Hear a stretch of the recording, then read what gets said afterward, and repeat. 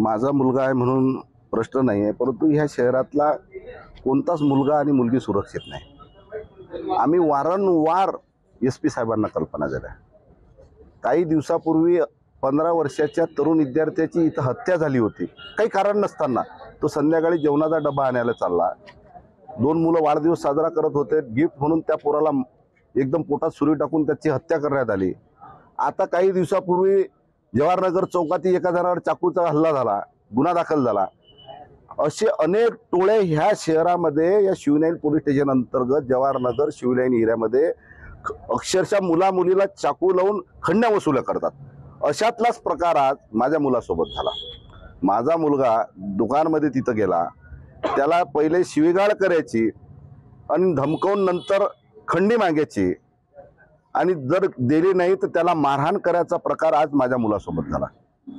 त्यांनी 8-10 जण त्या तिथल्या वस्तीतले मुलं बोलावून एकाच्या हाती चाकू एकाच्या हाती फरशी फुटेजमध्ये दिसू राहिले, फरशी डोक्यात टाकायचा प्रयत्न म्हणजे जीवे मारण्याचा प्रयत्न आज माझ्या मुलासोबत झाला। आम्ही तर शहरामध्ये अनेक दिवसापासून बोलू राहिलो की इथला क्राईम वाढला, काहीतरी तुम्ही करा, परंतु कोणती दखल प्रशासनाने ह्या ठिकाणी घेतली नाही।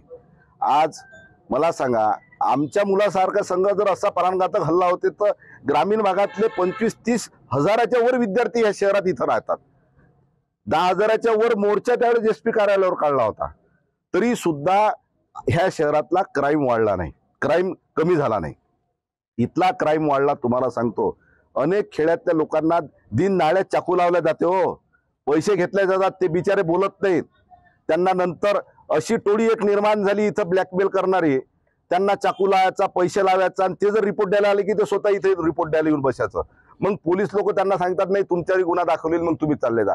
याचा क्राईम वाढला, हा क्राईम कमी झाला पाहिजे। आज माझा मुलगा हा प्रश्न नाही, परंतु अनेक शहरातले ग्रामीण भागातले मुलं इथं शिक्षणासाठी आहेत, ते बिचारे मारी खातात, चुपचाप बसतात, त्याच्यातून वसुल्या होते तरी चुपचाप बसतात आणि अनेक मुलीवर सुद्धा अत्याचार या शहरात चालू आहे।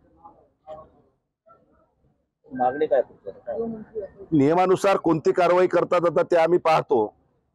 ठीक आहे, कायद्यानं पोलीस लोक कारवाई करतील, गुन्हा दाखल होईल, आरोपी अंदर राहील, पण क्राईमचं काय?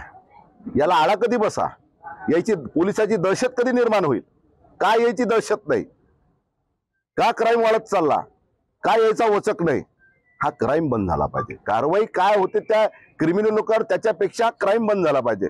त्यांच्यावर कारवाई केल्यानं माझं समाधान नाही होणार। या शहरात ज्या दिवशी क्राईम बंद होईल आणि मुलगा मुलगी तरुण मुलं शाळेतले सुरक्षित राहील, त्या दिवशी आमचं समाधान होईल।